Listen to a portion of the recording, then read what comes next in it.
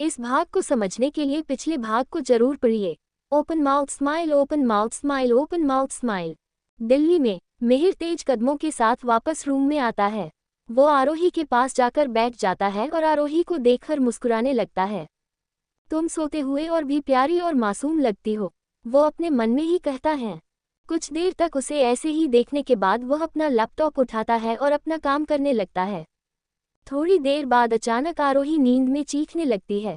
उसके चेहरे पर पसीने के बूंदे आ रहे थे। ऐसा लग रहा था जैसे वो कोई बुरा सपना देख रही थी। मिहिर ये सब देखकर घबरा जाता है। वह जल्दी से उसे गले से लगा लेता है। वो उसे शांत करने के लिए धीरे धीरे उसकी पीठ को सहला रहा था। थोड़ी ही देर में आरोही शांत हो जाती है और फिर से नींद में चली जाती है। मिहिर उसे बाहों में लेकर उसके साथ लेट जाता है। वह कमरे की सारी लाइट ऑफ करके एक छोटी सी लाइट जलने देता है। वह आरोही के गौर से देख रहा था और वह उसे बस एकटक देखे ही जा रहा था। उसे ऐसे लग रहा था अगर वो सो गया तो आरोही फिर गायब हो जाएगी।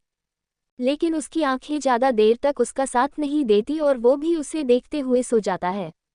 करीब 1 घंटे बाद आरोही अपनी आंखें खोलती है। पहले तो उसे कुछ समझ नहीं आ रहा था कि वो कहाँ है। फिर वह देखती है कि वह किसी के बाहों में सो रही है। वही देखकर डर जाती है। वह खुद को उन मजबूत बाहों से छुड़ाने लगती है जिसने उसकी कमर को कसकर पकड़ा था। मिहिर उसे ऐसे पकड़ के सो रहा था जैसे आरोही उसे छोड़कर भाग जाएगी। कहीं न कहीं ये बात सच भी थी। अगर आरोही खुद को छुड़ा पाती तो वह तुरंत वहां से भाग जाती। आरोही परेशान सी खुद को छुड़ाने की नाकाम कोशिश कर रही थी। तभी मिहिर अपनी आंखें खोलता है। उसे आरोही को खुद की बाहों में देखकर बहुत खुशी हो रही थी।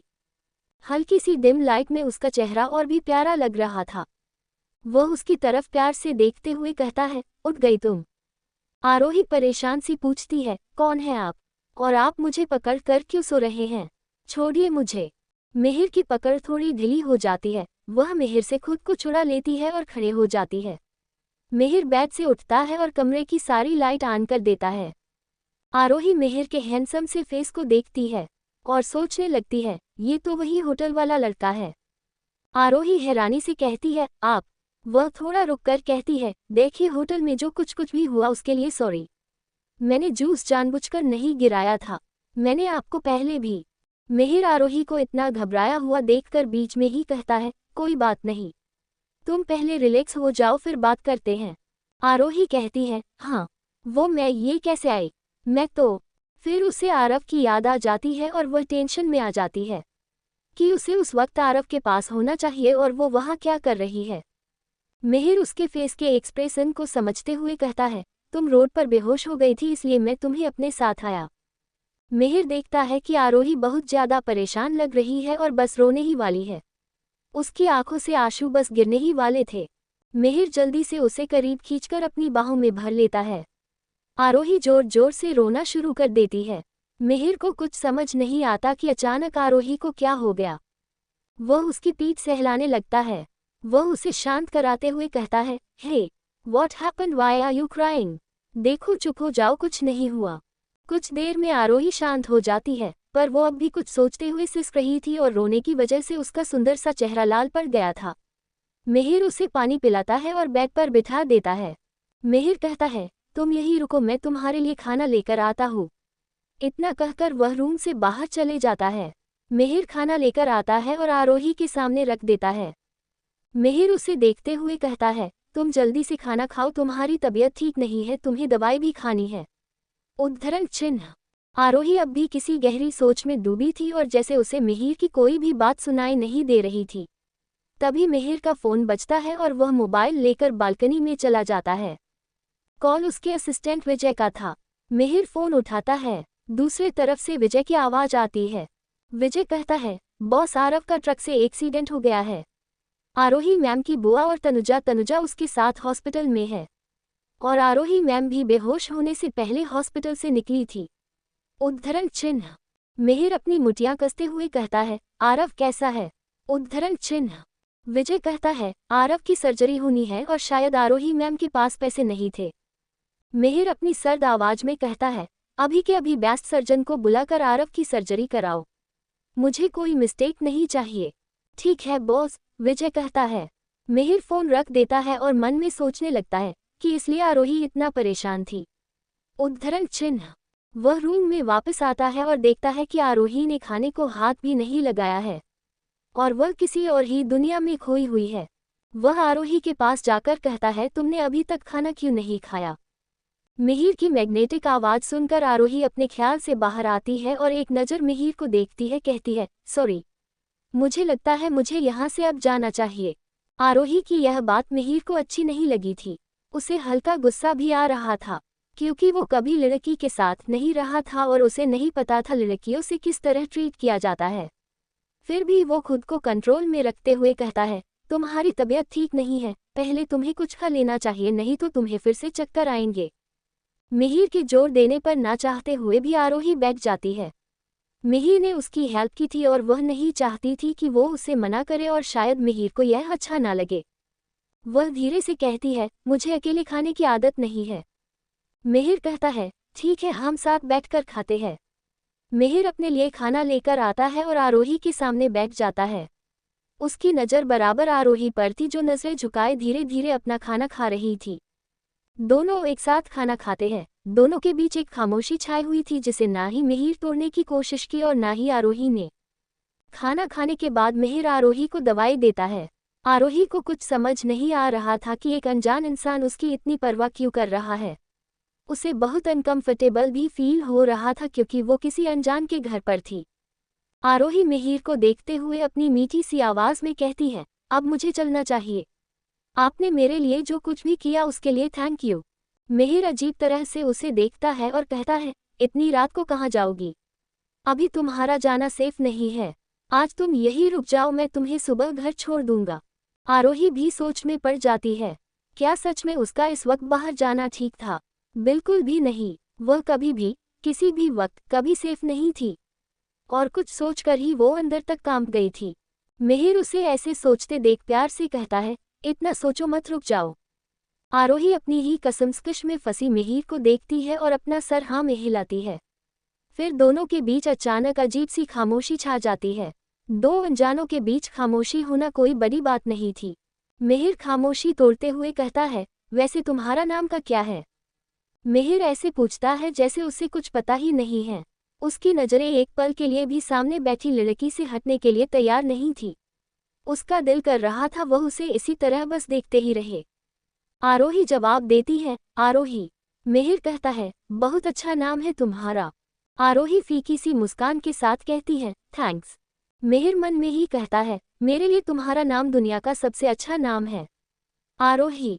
वह मन ही मन मुस्कुराते हुए को आरोही को देख रहा था। आरोही बहुत टेंशन में थी और ये बात मिहिर अच्छे से समझ रहा था। मिहिर उसकी परेशानी समझते हुए खुद उससे पूछने का फैसला करता है और अपनी शांत आवाज में कहता है, तुम कुछ परेशान लग रही हो, सब ठीक है? आरोही अपनी लड़खड़ाती आवाज में कहती है, नहीं, कुछ भी तो नहीं। आरोही का इस तरह मना करना मिहिर के दिल को चोट पहुंचाता है। वह चाहता था कि आरोही अपनी सारी प्रॉब्लम उसे बता दे और वह एक पल में उसकी सारी उदासी दूर करके उसकी जिंदगी में खुशियां भर दे। मिहिर कहता है, तुम मुझे बता सकती हो सकता है मैं तुम्हारी हेल्प कर सकूं। आरोही मिहिर के फिर से पूछने से मना नहीं कर पाती और वह उसका जवाब देती है, वो मेरे भाई का एक्सीडेंट हो गया और वह हॉस्पिटल में है। वह मुश्किल से ही इतना बोल पाए और न चाहते उसके आंखों से बेतहाशा आंसू बहने लगे थे। वो खुद के इमोशंस को कंट्रोल नहीं कर पा रही थी। मिहिर को आरोही के आंसू देखकर उसको बहुत तकलीफ हो रही थी। मिहिर उसे चुप कराते हुए कहता है, तुम शांत हो जाओ, कुछ नहीं होगा उसे। आरोही को पता नहीं क्या होता है, वह जल्दी से मिहिर के गले लगकर रोने लगती है। मिहिर भी उसे कसकर गले लगा लेता है और उसके सर पर हाथ फेरने लगता है। वह उसे बेड पर बैठाता है और खुद उसके साथ बैठ जाता है। आरोही अब भी उसके सीने से लगी रो रही थी। उसकी आंखें बंद थी और उसके आंखों के सामने उसकी पास्ट की सीन किसी मूवी की रील की तरह चल रही थी और उसे जैसे कुछ होश नहीं था, वो बस लगातार रो रही थी। मिहिर उसे चुप कराने की नाकाम कोशिश कर रहा था लेकिन आरोही जैसे कुछ भी नहीं सुन रही थी। आरोही रोते रोते ही उसकी बाहों में सो जाती है। मिहिर को उसे इतनी तकलीफ में देखकर बिल्कुल अच्छा नहीं लग रहा था। काफी देर तक उसे यूं ही देखने के बाद वह धीरे से उसके माथे पर किस करता है। वह भी उसे बाहों में लेकर सो जाता है। दूसरी सुबह मुंबई में माहिर की नींद उसके असिस्टेंट के कॉल करने से खुलती है। वह उससे बात करता है और वॉशरूम की ओर चल देता है। उसे देखकर कोई भी बता सकता था कि वह रात भर सोया नहीं है। माहिर रेडी होकर नीचे आता है और डाइनिंग टेबल पर बैठ जाता है। वह सभी को गुड मॉर्निंग विश करता है। माहिर हर्ष को देखता है जो अपना नाश्ता कर रहा था। वह उसे देखकर हल्का सा मुस्कुराता है और कहता है, आज तू इतनी जल्दी कैसे उठ गया? हर्ष मुंह बनाते हुए कहता है, क्या भाई आप भी? मैंने सोचा आज हम साथ में ही चलते हैं, आप मुझे रास्ते में कॉलेज छोड़ देना। माहिर कहता है, ठीक है, तू जल्दी से रेडी हो जा। हर्ष माहिर के चेहरे को देखते हुए कहता है, वैसे भाई आपको देखकर लगता है आप रात भर ठीक से सोए नहीं है। हर्ष की बात सुनकर माहिर के ख्यालों में फिर से निष्ठा आ जाती है। वह रात भर उसके बारे में सोच कर ही तो सो नहीं पा रहा था और जब उसे नींद आई तो भी निष्ठा उसके सपनों में आकर उसे तंग कर रही थी। हर्ष उसे फिर कहता है, क्या हुआ भाई, किसके बारे में सोच रहे हो? माहिर उसे अजीब तरह से देखता है और कहता है, कुछ नहीं, तू जल्दी जा, हमें निकलना भी है। निष्ठा का घर। सूरज सर पर चढ़ने आया था और हमारी निष्ठा माहिर नींद उड़ाकर बेफिक्री से सो रही थी। उसने अपने पिल्लों को कसकर गले लगाया हुआ था और पर्दे से आते हुए सूरज की रोशनी में उसका चेहरा चमक रहा था। अरे निष्ठा बेटा, उठ भी जा, बहुत देर हो गई है। निष्ठा की माँ प्रेरणा उसे आवाज देते हुए कहती है। निष्ठा नींद में कहती है, हाँ माँ, बस थोड़ी देर और। इतना कहकर वह करवट बदलकर फिर से सो जाती है। निष्ठा की माँ प्रेरणा उसे देखते हुए कहती, तू उठ रही है या मैं आऊं? निष्ठा उठते हुए कहती है, उठ गई हूँ माँ, और मुंह बना के घड़ी की ओर देखने लगती है। जैसे ही उसकी नज़र घड़ी पर पड़ती है वह चौंककर बेड से उठती है और कहती है, माँ आपने अभी तक मुझे उठाया क्यों नहीं था? प्रेरणा जी कपड़े समेटते हुए कहती है, मैं अभी तक तुझे उठा ही रही हूँ, अब राजकुमारी का मन हो तभी वह उठेगी ना। निष्ठा बाथरूम की ओर दौड़ के जाते हुए कहती है, मैं आज लेट कैसे हो सकती हूँ? थोड़ी देर बाद निष्ठा तैयार होकर रूम से बाहर आती है। उसे जल्दी जल्दी सीढ़ियों से नीचे आता देख उसके चाचा राघव कहते हैं, गुड मॉर्निंग बेटा, इतनी जल्दी में कहाँ जा रही हो? निष्ठा उसके पास जाते हुए कहती है, गुड मॉर्निंग चाचू, मैंने बताया था ना आपको, मेरा सपना अब पूरा होने वाला है और आज मेरा पहला दिन है। राघव कहता है, तुम्हारे डांस के लिए ऑल द बेस्ट।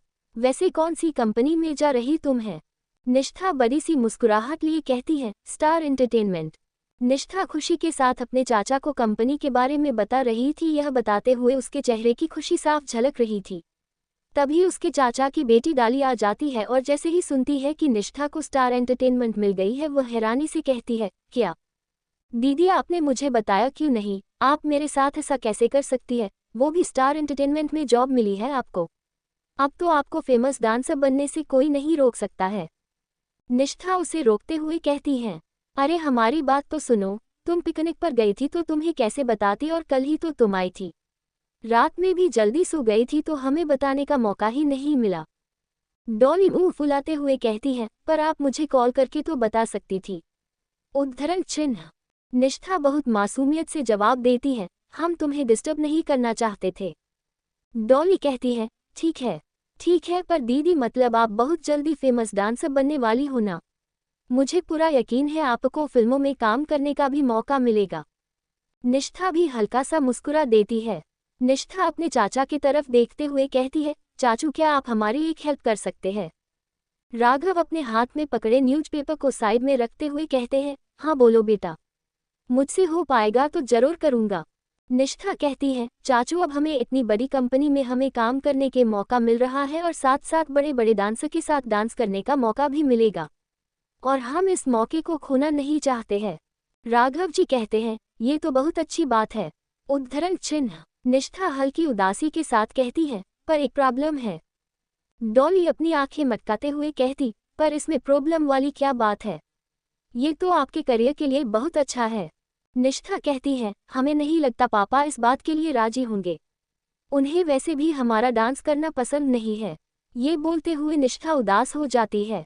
राघव कहते हैं, उसकी चिंता तुम मत करो बेटा, तुम अपने काम पे ध्यान दो, बड़े भैया से हम बात करेंगे। डॉली कहती है, हाँ दीदी पापा सही कह रहे हैं, आप अपने डांस पे फोकस कीजिए। बाकी तो आजकल सभी को एक दूसरे प्रॉब्लम होने लगी है। तभी निष्ठा की चाची सुरभि आते हुए कहती है, सब नाश्ते के लिए आ गए हैं। आप सब की बातें हो गई हो तो आप सब भी चलिए पहले हम आप लोगों को निष्ठा की फैमिली से मिलवाते हैं। निष्ठा के पापा का नाम प्रतीक खन्ना और निष्ठा की मां प्रेरणा खन्ना से तो आप सब मिल चुके हैं। प्रेरणा निष्ठा की दूसरी माँ है, फिर भी उसने उसे बहुत प्यार से बड़ा किया है। निष्ठा की एक बहन भी है, प्रेरणा की खुद की बेटी यामिनी। उसकी फैमिली में उसके दादा अरुण जी, उसके चाचा राघव, उसकी चाची सुरभि और उन दोनों की बेटी डॉली। अब कहानी में आते हैं। निष्ठा अपनी चाची को मना करते हुए कहती है, नहीं चाची, हमें देर हो रही है, हम बाहर से ही कुछ खा लेंगे। निष्ठा की चाची सुरभि कहती है, अरे बेटा थोड़ा सा तो खा। तभी बीच में निष्ठा की बहन यामिनी टोंट मारते हुए बोलती है, रहने दीजिए चाची, अच्छा है घर का ही खाना बचेगा। यामिनी निष्ठा की सौतेली बहन थी। वह निष्ठा को शुरू से ही पसंद नहीं करती थी, उसे लगता था कि उसकी मां निष्ठा को ही प्यार करती थी। निष्ठा बुरा नहीं मानती और बाहर जाते हुए कहती है, आज हमारा पहला ही दिन है और हमें पहले ही दिन लेट नहीं होना है। ये बोल वो घर के बाहर चले जाती है। निष्ठा टैक्सी लेती है और वहां से निकल जाती है। दूसरी ओर माहिर और हर्ष अपने घर से निकलते हैं। माहिर हर्ष को कॉलेज छोड़ता है और वहां से अपने ऑफिस आ जाता है। हर्ष कॉलेज के अंदर जा रहा था, तभी वो देखता है कि कुछ लड़के एक लड़की को छेड़ रहे हैं।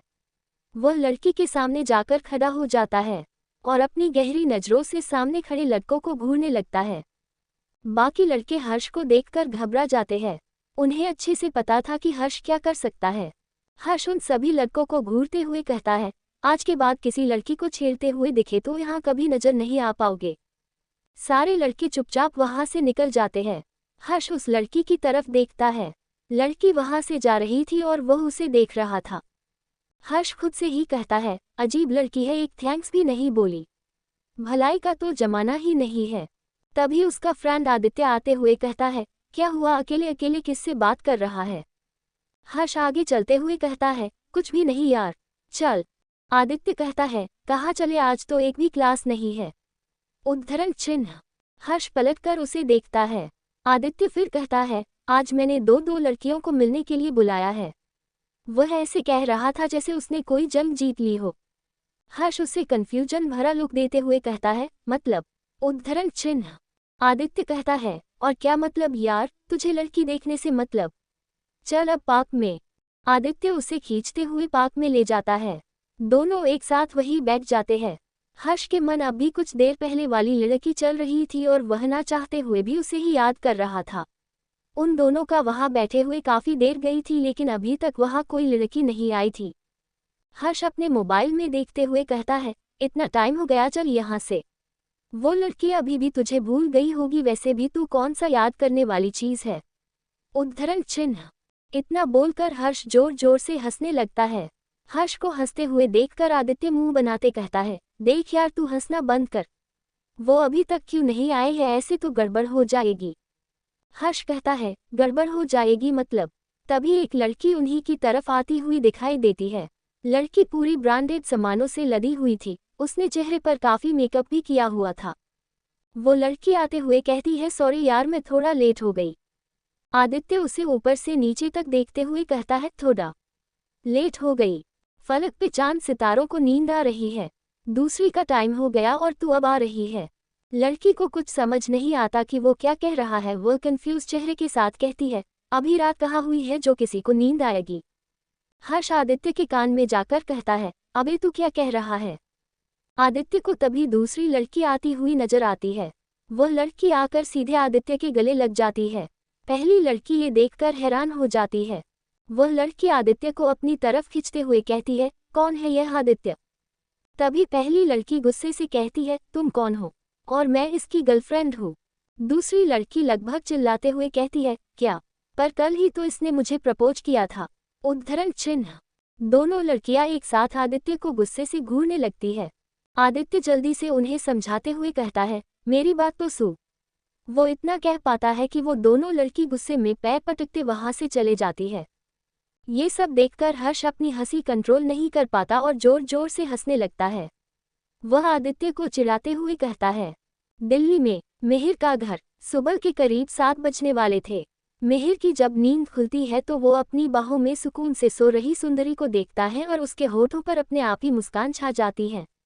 वह आज देर तक सोता रहा। उसे रात में बहुत अच्छी नींद आई थी, क्योंकि जिस लड़की की वजह से उसकी चैन नींद सब उड़ चुकी थी वह रात भर उसकी बाहों में सोई थी और वह हर सुबह उसे अपनी बाहों में देखना चाहता था।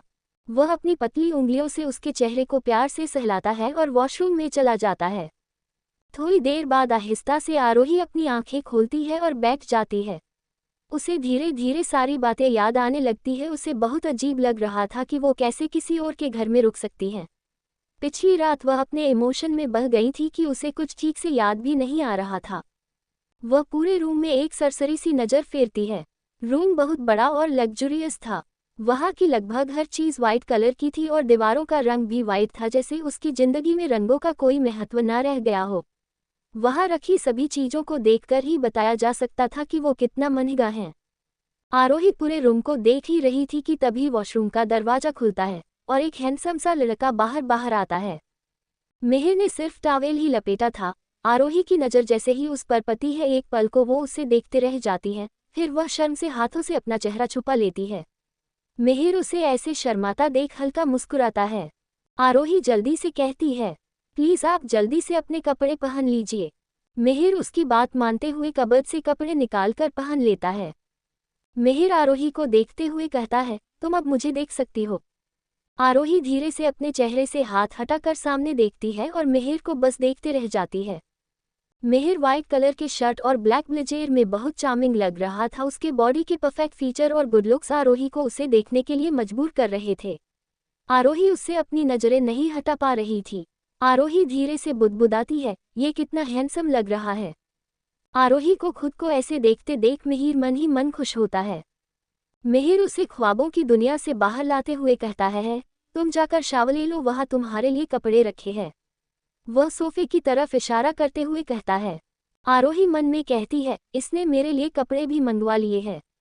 उसकी नज़र अब भी मिहिर पर जमी हुई थी, जैसे उसकी नज़रें सामने खड़े हैंडसम मैन को बस देखते ही रहना चाहती हो।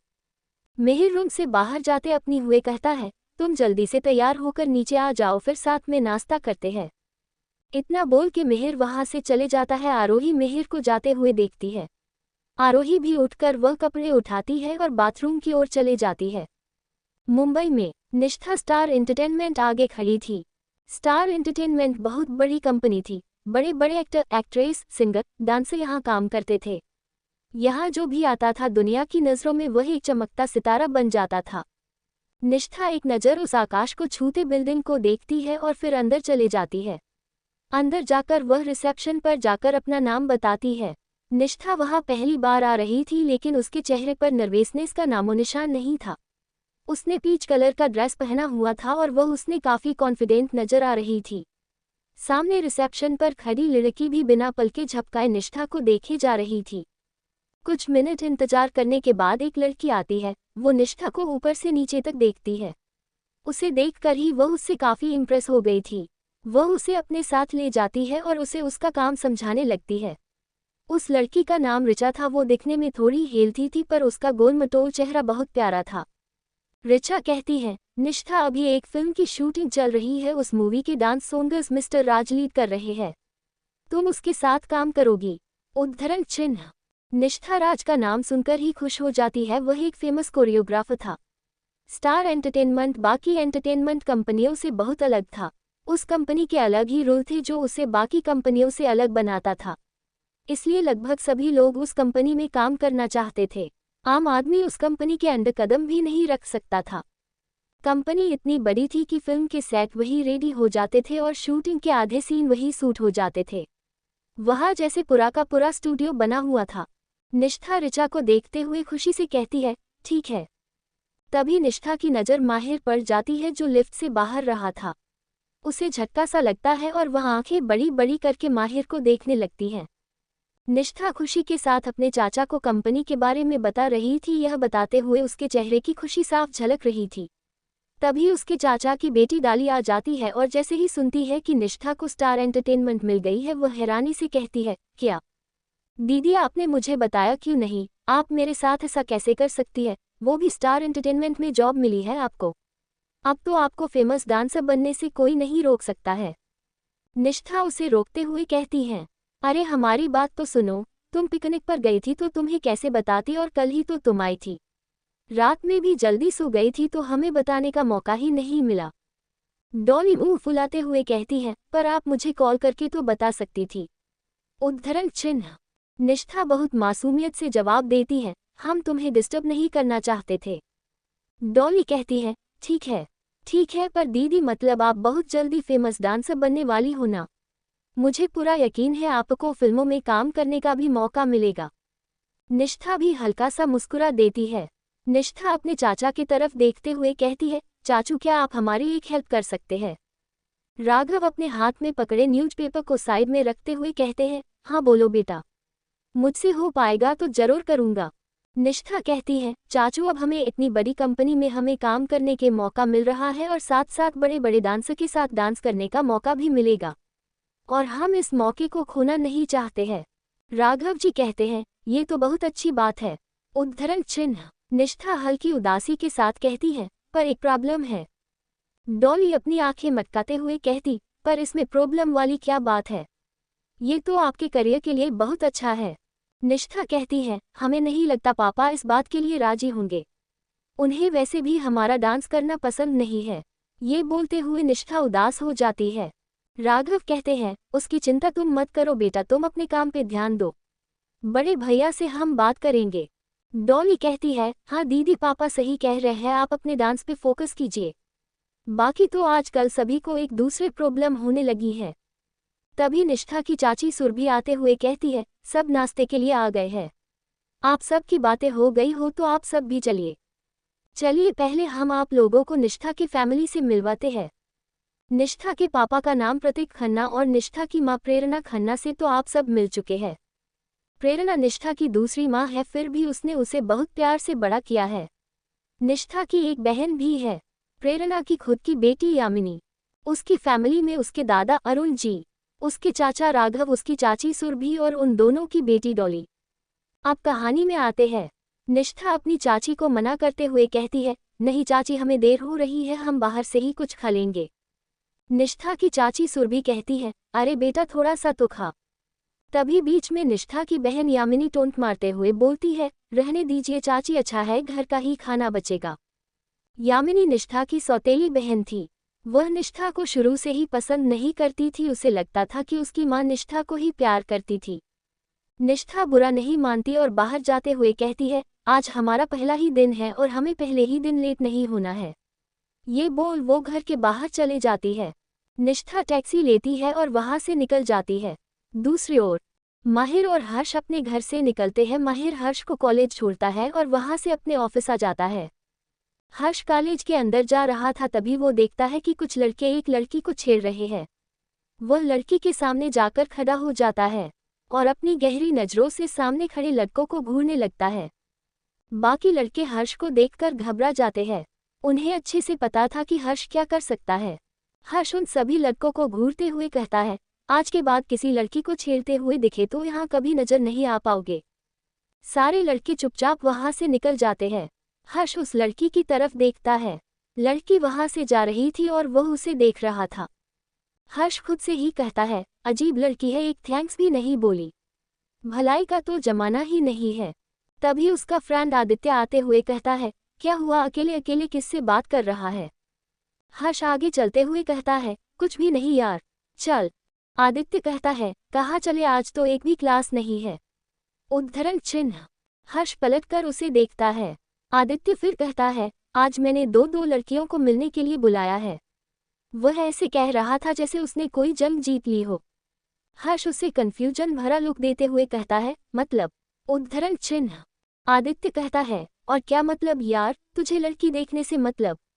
चल अब पार्क में। आदित्य उसे खींचते हुए पार्क में ले जाता है। दोनों एक साथ वहीं बैठ जाते हैं। हर्ष के मन अभी कुछ देर पहले वाली लड़की चल रही थी और वह ना चाहते हुए भी उसे ही याद कर रहा था। उन दोनों का वहां बैठे हुए काफी देर गई थी, लेकिन अभी तक वहां कोई लड़की नहीं आई थी। हर्ष अपने मोबाइल में देखते हुए कहता है, इतना टाइम हो गया, चल यहाँ से। वो लड़की अभी भी तुझे भूल गई होगी, वैसे भी तू कौन सा याद करने वाली चीज है। उद्धरण चिन्ह। इतना बोलकर हर्ष जोर जोर से हंसने लगता है।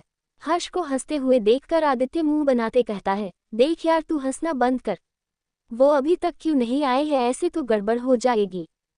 हर्ष कहता है, गड़बड़ हो जाएगी मतलब? तभी एक लड़की उन्हीं की तरफ आती हुई दिखाई देती है। लड़की पूरी ब्रांडेड सामानों से लदी हुई थी। उसने चेहरे पर काफी मेकअप भी किया हुआ था। वो लड़की आते हुए कहती है, सॉरी यार मैं थोड़ा लेट हो गई। आदित्य उसे ऊपर से नीचे तक देखते हुए कहता है, थोड़ा लेट हो गई? फलक पे चांद सितारों को नींद आ रही है। दूसरी का टाइम हो गया और तू अब आ रही है। लड़की को कुछ समझ नहीं आता कि वो क्या कह रहा है। वो कंफ्यूज चेहरे के साथ कहती है, अभी रात कहाँ हुई है जो किसी को नींद आएगी? हर्ष आदित्य के कान में जाकर कहता है, अबे तू क्या कह रहा है? आदित्य को तभी दूसरी लड़की आती हुई नजर आती है। वह लड़की आकर सीधे आदित्य के गले लग जाती है। पहली लड़की ये देखकर हैरान हो जाती है।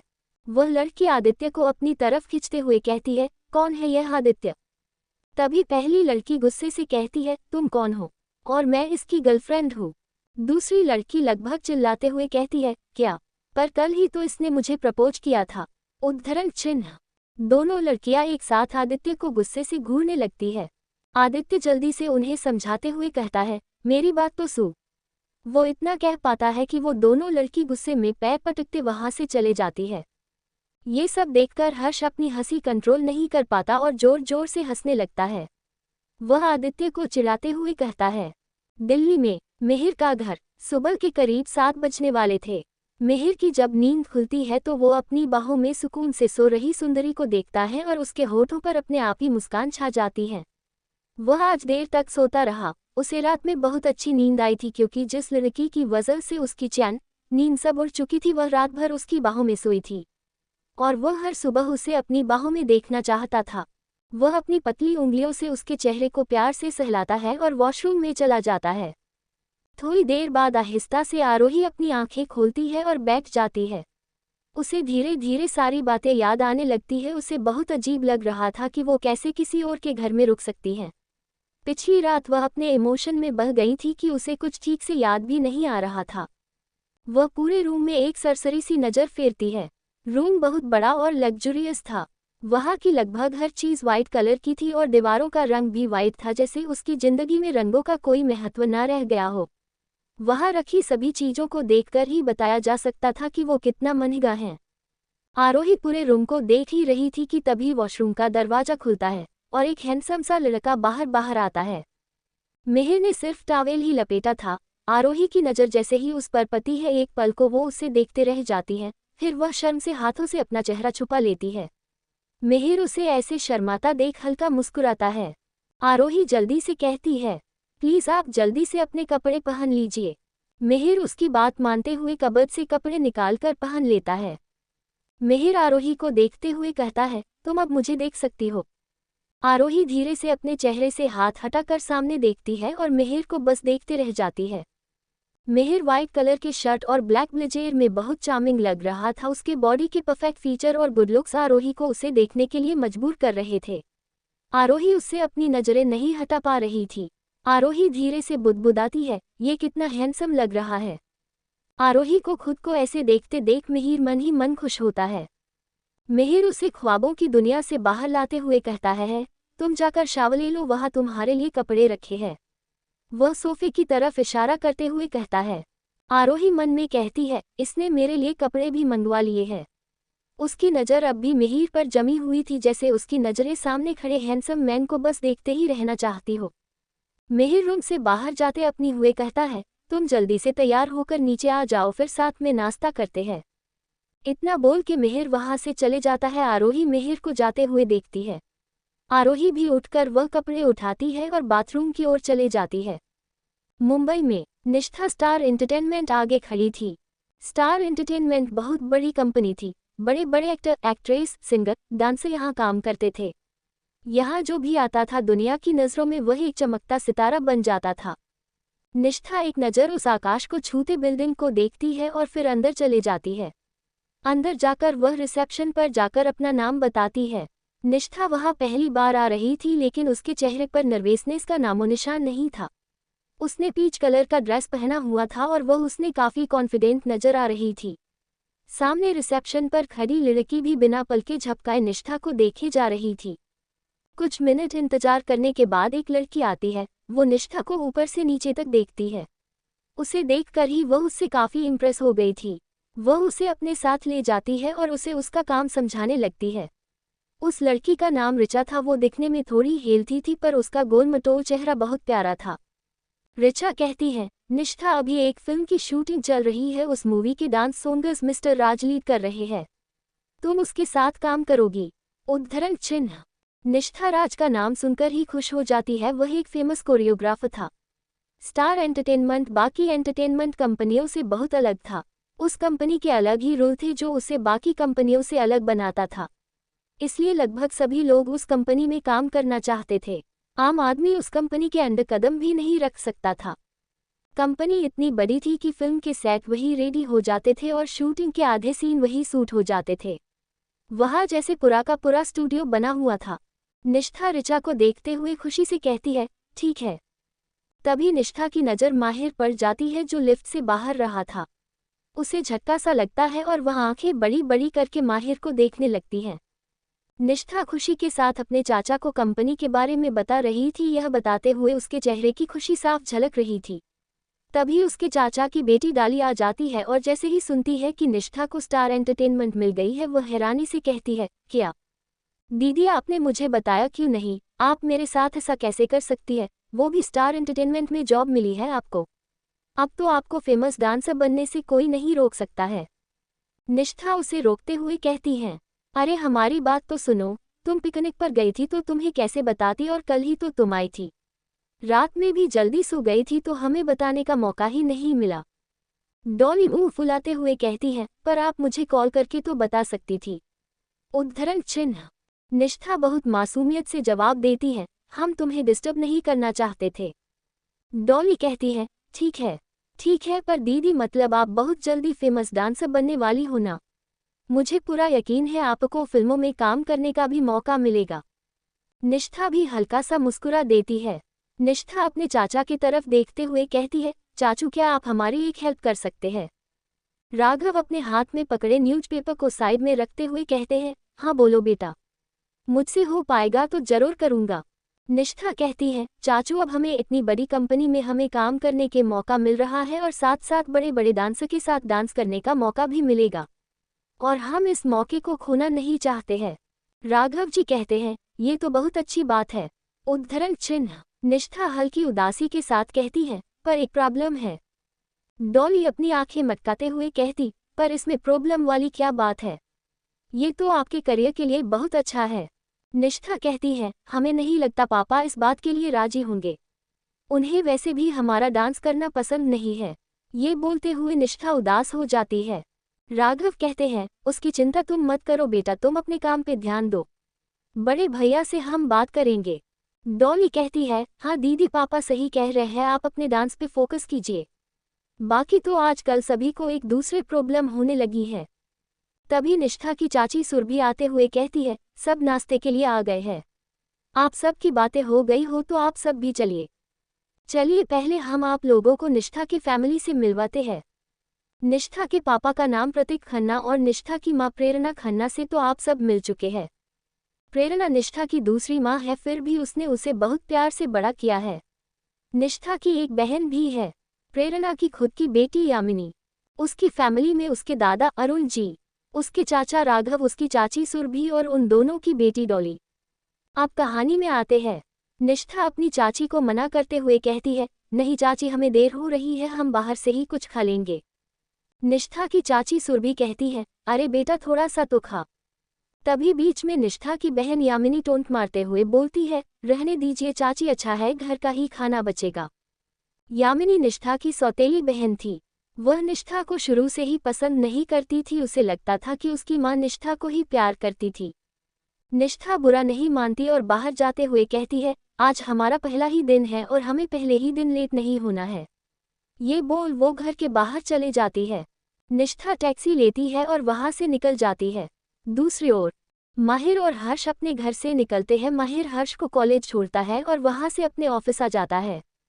हर्ष कॉलेज के अंदर जा रहा था, तभी वो देखता है कि कुछ लड़के एक लड़की को छेड़ रहे हैं।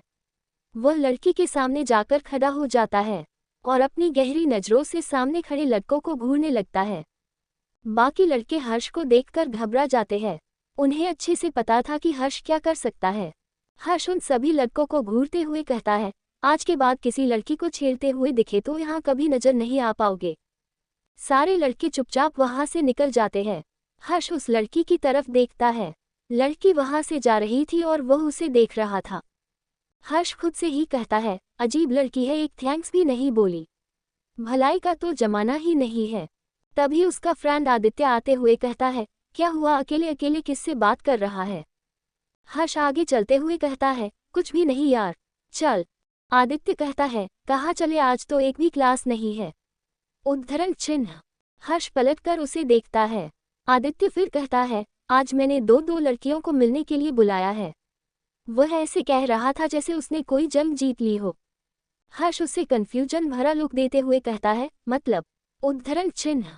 आदित्य कहता है, और क्या मतलब यार, तुझे लड़की देखने से मतलब? चल अब पार्क में। आदित्य उसे खींचते हुए पार्क में ले जाता है। दोनों एक साथ वहीं बैठ जाते हैं। हर्ष के मन अभी कुछ देर पहले वाली लड़की चल रही थी और वह ना चाहते हुए भी उसे ही याद कर रहा था। उन दोनों का वहां बैठे हुए काफी देर गई थी लेकिन अभी तक वहां कोई लड़की नहीं आई थी।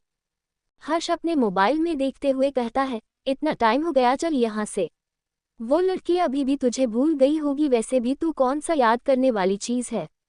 उद्धरण चिन्ह। इतना बोलकर हर्ष जोर जोर से हंसने लगता है। हर्ष को हंसते हुए देखकर आदित्य मुंह बनाते कहता है, देख यार, तू हंसना बंद कर। वो अभी तक क्यों नहीं आए हैं, ऐसे तो गड़बड़ हो जाएगी। हर्ष कहता है, गड़बड़ हो जाएगी मतलब? तभी एक लड़की उन्हीं की तरफ आती हुई दिखाई देती है। लड़की पूरी ब्रांडेड सामानों से लदी हुई थी। उसने चेहरे पर काफी मेकअप भी किया हुआ था। वो लड़की आते हुए कहती है, सॉरी यार, मैं थोड़ा लेट हो गई। आदित्य उसे ऊपर से नीचे तक देखते हुए कहता है, थोड़ा लेट हो गई? फलक पे चांद सितारों को नींद आ रही है। दूसरी का टाइम हो गया और तू अब आ रही है। लड़की को कुछ समझ नहीं आता कि वो क्या कह रहा है। वो कंफ्यूज चेहरे के साथ कहती है, अभी रात कहाँ हुई है जो किसी को नींद आएगी? हर्ष आदित्य के कान में जाकर कहता है, अबे तू क्या कह रहा है? आदित्य को तभी दूसरी लड़की आती हुई नजर आती है। वह लड़की आकर सीधे आदित्य के गले लग जाती है। पहली लड़की ये देखकर हैरान हो जाती है। वह लड़की आदित्य को अपनी तरफ खींचते हुए कहती है, कौन है यह आदित्य? तभी पहली लड़की गुस्से से कहती है, तुम कौन हो? और मैं इसकी गर्लफ्रेंड हूँ। दूसरी लड़की लगभग चिल्लाते हुए कहती है, क्या? पर कल ही तो इसने मुझे प्रपोज किया था। उद्धरण चिन्ह। दोनों लड़कियां एक साथ आदित्य को गुस्से से घूरने लगती है। आदित्य जल्दी से उन्हें समझाते हुए कहता है, मेरी बात तो सुन। वो इतना कह पाता है कि वो दोनों लड़की गुस्से में पैर पटकते वहां से चले जाती है। ये सब देखकर हर्ष अपनी हंसी कंट्रोल नहीं कर पाता और जोर जोर से हंसने लगता है। वह आदित्य को चिढ़ाते हुए कहता है। दिल्ली में मिहिर का घर। सुबह के करीब 7 बजने वाले थे। मिहिर की जब नींद खुलती है तो वो अपनी बाहों में सुकून से सो रही सुंदरी को देखता है और उसके होठों पर अपने आप ही मुस्कान छा जाती है। वह आज देर तक सोता रहा। उसे रात में बहुत अच्छी नींद आई थी क्योंकि जिस लड़की की वजह से उसकी चैन नींद सब उड़ चुकी थी वह रात भर उसकी बाहों में सोई थी और वह हर सुबह उसे अपनी बाहों में देखना चाहता था। वह अपनी पतली उंगलियों से उसके चेहरे को प्यार से सहलाता है और वॉशरूम में चला जाता है। थोड़ी देर बाद आहिस्ता से आरोही अपनी आंखें खोलती है और बैठ जाती है। उसे धीरे धीरे सारी बातें याद आने लगती है। उसे बहुत अजीब लग रहा था कि वो कैसे किसी और के घर में रुक सकती है। पिछली रात वह अपने इमोशन में बह गई थी कि उसे कुछ ठीक से याद भी नहीं आ रहा था। वह पूरे रूम में एक सरसरी सी नज़र फेरती है। रूम बहुत बड़ा और लग्जरियस था। वहाँ की लगभग हर चीज़ वाइट कलर की थी और दीवारों का रंग भी वाइट था, जैसे उसकी जिंदगी में रंगों का कोई महत्व न रह गया हो। वहाँ रखी सभी चीज़ों को देखकर ही बताया जा सकता था कि वो कितना महंगा है। आरोही पूरे रूम को देख ही रही थी कि तभी वॉशरूम का दरवाज़ा खुलता है और एक हैंडसम सा लड़का बाहर आता है। मिहिर ने सिर्फ टॉवेल ही लपेटा था। आरोही की नज़र जैसे ही उस पर पती है, एक पल को वो उसे देखते रह जाती है, फिर वह शर्म से हाथों से अपना चेहरा छुपा लेती है। मिहिर उसे ऐसे शर्माता देख हल्का मुस्कुराता है। आरोही जल्दी से कहती है, प्लीज़ आप जल्दी से अपने कपड़े पहन लीजिए। मिहिर उसकी बात मानते हुए कबर्ड से कपड़े निकालकर पहन लेता है। मिहिर आरोही को देखते हुए कहता है, तुम अब मुझे देख सकती हो। आरोही धीरे से अपने चेहरे से हाथ हटाकर सामने देखती है और मिहिर को बस देखते रह जाती है। मिहिर वाइट कलर के शर्ट और ब्लैक ब्लेजर में बहुत चार्मिंग लग रहा था। उसके बॉडी के परफेक्ट फीचर और गुड लुक्स आरोही को उसे देखने के लिए मजबूर कर रहे थे। आरोही उससे अपनी नजरें नहीं हटा पा रही थी। आरोही धीरे से बुदबुदाती है, ये कितना हैंडसम लग रहा है। आरोही को खुद को ऐसे देखते देख मिहिर मन ही मन खुश होता है। मिहिर उसे ख्वाबों की दुनिया से बाहर लाते हुए कहता है, तुम जाकर शावर ले लो, वहाँ तुम्हारे लिए कपड़े रखे हैं। वह सोफे की तरफ इशारा करते हुए कहता है। आरोही मन में कहती है, इसने मेरे लिए कपड़े भी मंगवा लिए हैं। उसकी नज़र अब भी मिहिर पर जमी हुई थी, जैसे उसकी नज़रें सामने खड़े हैंडसम मैन को बस देखते ही रहना चाहती हो। मिहिर रूम से बाहर जाते अपनी हुए कहता है, तुम जल्दी से तैयार होकर नीचे आ जाओ, फिर साथ में नाश्ता करते हैं। इतना बोल के मिहिर वहां से चले जाता है। आरोही मिहिर को जाते हुए देखती है। आरोही भी उठकर वह कपड़े उठाती है और बाथरूम की ओर चले जाती है। मुंबई में निष्ठा स्टार एंटरटेनमेंट आगे खड़ी थी। स्टार एंटरटेनमेंट बहुत बड़ी कंपनी थी। बड़े बड़े एक्टर, एक्ट्रेस, सिंगर, डांसर यहाँ काम करते थे। यहाँ जो भी आता था दुनिया की नज़रों में वह एक चमकता सितारा बन जाता था। निष्ठा एक नज़र उस आकाश को छूते बिल्डिंग को देखती है और फिर अंदर चले जाती है। अंदर जाकर वह रिसेप्शन पर जाकर अपना नाम बताती है। निष्ठा वहाँ पहली बार आ रही थी, लेकिन उसके चेहरे पर नर्वसनेस का नामोनिशान नहीं था। उसने पीच कलर का ड्रेस पहना हुआ था और वह उसने काफ़ी कॉन्फिडेंट नजर आ रही थी। सामने रिसेप्शन पर खड़ी लड़की भी बिना पलके झपकाए निष्ठा को देखे जा रही थी। कुछ मिनट इंतजार करने के बाद एक लड़की आती है। वो निष्ठा को ऊपर से नीचे तक देखती है। उसे देखकर ही वह उससे काफ़ी इम्प्रेस हो गई थी। वह उसे अपने साथ ले जाती है और उसे उसका काम समझाने लगती है। उस लड़की का नाम रिचा था। वो दिखने में थोड़ी हेल्थी थी, पर उसका गोल मटोल चेहरा बहुत प्यारा था। रिचा कहती है, निष्ठा अभी एक फिल्म की शूटिंग चल रही है, उस मूवी के डांस सॉन्ग्स मिस्टर राज लीड कर रहे हैं। तुम उसके साथ काम करोगी। उद्धरण चिन्ह। निष्ठा राज का नाम सुनकर ही खुश हो जाती है। वह एक फेमस कोरियोग्राफर था। स्टार एंटरटेनमेंट बाकी एंटरटेनमेंट कंपनियों से बहुत अलग था। उस कंपनी के अलग ही रूल थे जो उसे बाकी कंपनियों से अलग बनाता था। इसलिए लगभग सभी लोग उस कंपनी में काम करना चाहते थे। आम आदमी उस कंपनी के अंदर कदम भी नहीं रख सकता था। कंपनी इतनी बड़ी थी कि फिल्म के सेट वही रेडी हो जाते थे और शूटिंग के आधे सीन वही शूट हो जाते थे। वहाँ जैसे पूरा का पूरा स्टूडियो बना हुआ था। निष्ठा रिचा को देखते हुए खुशी से कहती है, ठीक है। तभी निष्ठा की नज़र माहिर पर जाती है, जो लिफ्ट से बाहर रहा था। उसे झटका सा लगता है और वह आंखें बड़ी बड़ी करके माहिर को देखने लगती है। निष्ठा खुशी के साथ अपने चाचा को कंपनी के बारे में बता रही थी। यह बताते हुए उसके चेहरे की खुशी साफ झलक रही थी। तभी उसके चाचा की बेटी डाली आ जाती है और जैसे ही सुनती है कि निष्ठा को स्टार एंटरटेनमेंट मिल गई है, वह हैरानी से कहती है, क्या दीदी आपने मुझे बताया क्यों नहीं? आप मेरे साथ ऐसा कैसे कर सकती है? वो भी स्टार एंटरटेनमेंट में जॉब मिली है आपको। अब तो आपको फेमस डांसर बनने से कोई नहीं रोक सकता है। निष्ठा उसे रोकते हुए कहती है, अरे हमारी बात तो सुनो। तुम पिकनिक पर गई थी तो तुम्हें कैसे बताती, और कल ही तो तुम आई थी। रात में भी जल्दी सो गई थी तो हमें बताने का मौका ही नहीं मिला।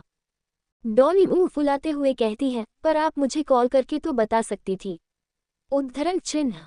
निष्ठा बहुत मासूमियत से जवाब देती है, हम तुम्हें डिस्टर्ब नहीं करना चाहते थे।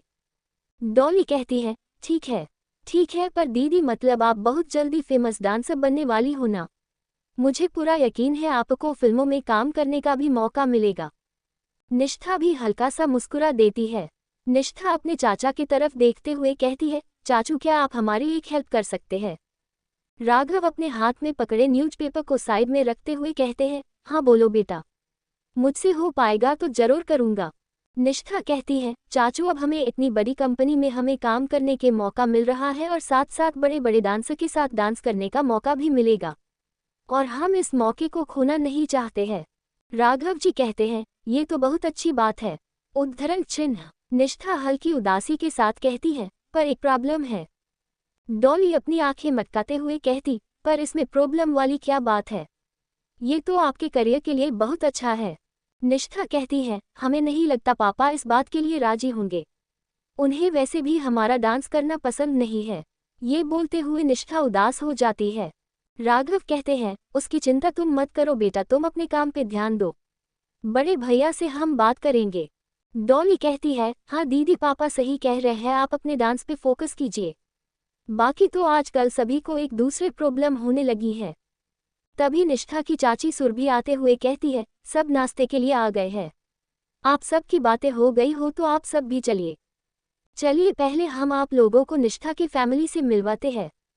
निष्ठा के पापा का नाम प्रतीक खन्ना और निष्ठा की मां प्रेरणा खन्ना से तो आप सब मिल चुके हैं।